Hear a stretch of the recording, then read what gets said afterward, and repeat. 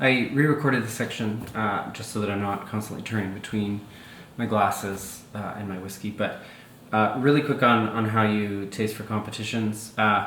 It does depend on the format of the competition. Some of them are live competitions, so you're basically evaluating flights of whiskeys at a table with other judges, and you may or may not discuss your scores. There's other ones where you're sent or provided whiskeys to judge on your own, and some competitions have quite a bit of flexibility, but they'll all have some kind of rubric.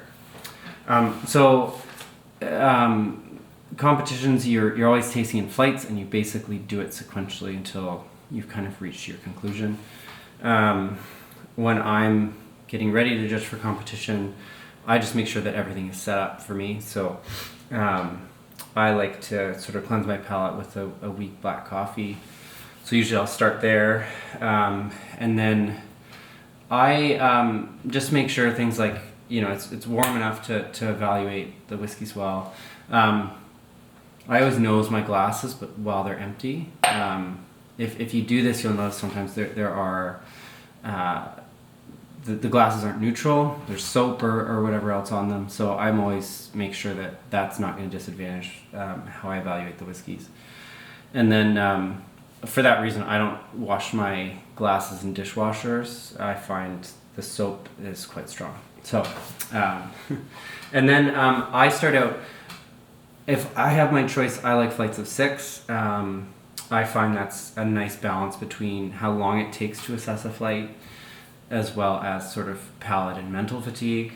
I find my palate can differentiate between whiskeys, more than 6. It depends a bit on the day, but mentally I can get fatigued with a lot of whiskeys, trying to keep them all in place and kind of assess what's what. I do this usually in 2 rounds per flight, and so in a flight of 6, the first thing I do is actually with water, and I just use a measuring spoon. I will actually dilute half with water and whiskey. And the reason I do that is it's similar to why you would add water to a whiskey to open it up. I'm just trying to do that, but to a much stronger extent. And what you'll find is if you add this much water to a whiskey, it really, really opens up the nose, and it provides a really quick door into the strengths and the weaknesses of a given whiskey. So now that I've kind of set the stage, what I'll do is assess them based on nose, taste, and finish. I don't care about color with whiskey. I don't think it's, one, caramel coloring is added rampantly across whiskey categories. And then the other is your color isn't necessarily a demonstration of quality in whiskey. So it can be, if there's no coloring added, a demonstration of what the whiskey is, but it's not necessarily a demonstration of quality. So basically I've set up my flight. I'll nose through once without evaluating too much, just to get a sense of what's in my flight. So for the purposes of this video, I'll just deal with 3 whiskeys, not 6. And then I'll actually nose through them again and think a bit about what's going on. So this one, it's very smoky, spicy, fruity, really big flavors, lots of complexity. Smoke and the spice don't really work together very well. It's not super harmonious, at least based on my 2-second sniff. And so kind of interesting. This one, tons of dried fruit, very spicy, very floral, very fruity, lots of big flavors. Really interesting pairing, actually. They actually work together surprisingly well, even though it's a very diverse set of flavors. And even, I'm doing this quickly, but there's so much layering in the nose that it's changing each time I sniff it. And then this one's a bit more subdued. So you have oak and you have caramel, and then there's some fruity notes, like on the stewed fruit side and the dried fruit side. A bit of a flatter profile in terms of all the notes are all there. They're not playing together as much, or they're not as layered as some whiskeys are. but a nice nose. So I've done my initial nose through. At this point, I'll sort of actually start to order them. So in this case, I've ordered them now from best to worst. Then I'll actually taste them.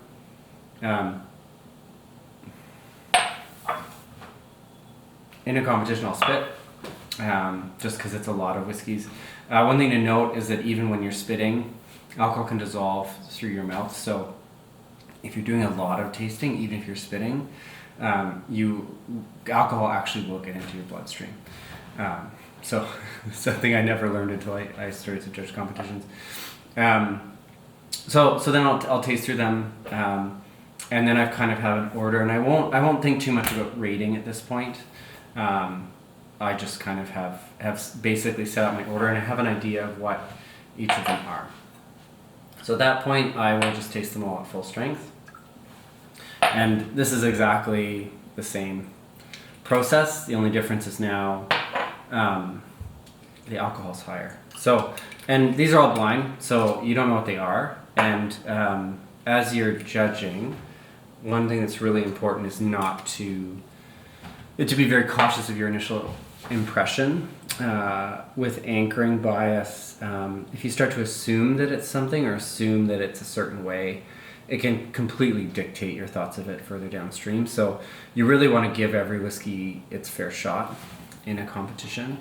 And if you ever in a blind competition start to think, oh, that's a 40 Creek, or that's this or that's that, you've already done your judging. You're already starting to match up in your brain the whiskey that's blind to whatever whiskey you think it might be. And it is very, very difficult to identify whiskeys blind. And you can do it, but it does not aid in the judging process. Your error rate is far higher in doing it that way. So identifying whiskeys blind is fun. I will sometimes do it after I've evaluated the whiskey, but I resist those comparisons as much as I can when I'm actually evaluating.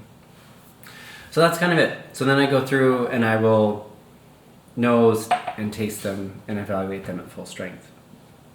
At this point, I usually start with a grade rating. So I usually go, kind of from a B minus, B, B plus, A minus, A plus, and kind of define numerically what those are. So my A plus might be a 97 to 100, or maybe a 95 to 100, depending on the rubric that's given to me.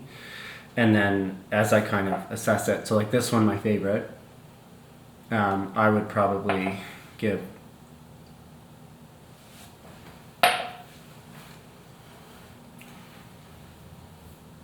like a low A minus probably. So that one might be a 90.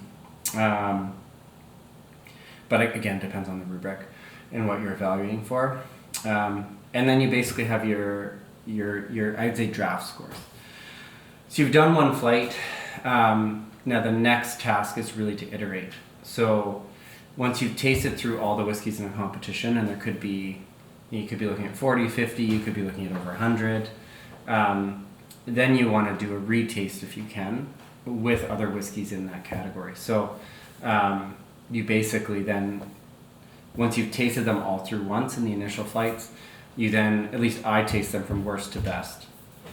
And I find the initial taste often gives me a good sense of roughly where they are, but there's maybe 10% of those whiskeys that need adjustment, 2 or 3%, and maybe 10% that are bigger than that. Like they might rise, 5-6% or drop 5-6%.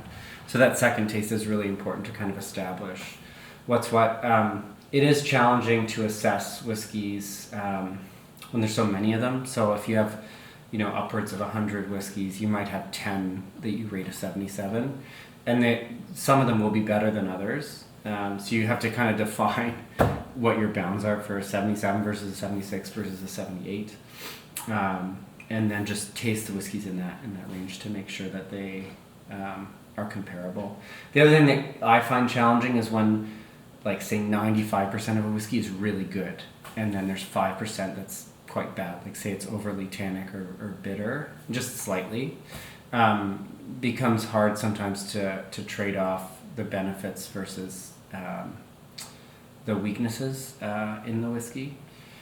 So there's always going to be some kind of subjectivity in terms of how an individual judge assesses that. But when you have panels, those differences you would hope even out. So that's a competition. They're lots of work. They're lots of fun. Blind tasting is always really interesting. It's also very interesting, I would note, to do a blind tasting and repeat the same whiskey twice, and see if you notice. Especially if people don't know, you'd be surprised how hard it can even be to know that one whiskey is the same whiskey twice in a flight. My kind of closing thoughts on competitions. One, I kind of look at them as sort of like the Academy Awards for movies, where the Academy Awards, you have a series of critics who sort of decide on what movie should win, and then the movie wins. And I think as members of the public, we would see those awards and think, oh, that'd be an interesting movie to watch. But we don't automatically think that's the best movie in the world for me. Like, that's the one I'm going to enjoy the most. Competitions for whiskey should be the same. You have a series of a panel of critics. They go through a process that is rigorous and defined to come up with a best whiskey of a competition. But it's not necessarily the best for everyone. Even less so for individual awards, where just one person is saying this is my whiskey of the year. That's even more variable in terms of if it matches well to your preferences. The other thing I'll note is competitions are generally for profit. So kind of interesting. The competition isn't comprehensive. It's the best whiskey of a set of whiskeys that were submitted to the competition. So you're only judged against the bottles that were submitted with the application fee to be judged against. And sometimes those application fees are high, so they're not comprehensive. It's kind of however many were submitted to the competition. And some competitions are, I guess because they're for profit as well, most competitions will give an award to almost everything that's submitted. There are some exceptions, but just be aware that the bottles at the bottom of a competition really they're not necessarily it's not really an award, I guess, if you get a bronze medal. It's more like your participation award. So I personally care about the top rungs, the bottom rungs. They are what they are. So that's about it. That's competitions. Interesting, fun, a bit of a different process, so I kind of wanted to get into it. I get questions about it, so I thought might be interesting to post something about it. So awesome. Well, thanks for tuning in. We're going to get into some more about Canadian whiskey next. Probably some history and a bit more about how it's made. Thanks for joining me.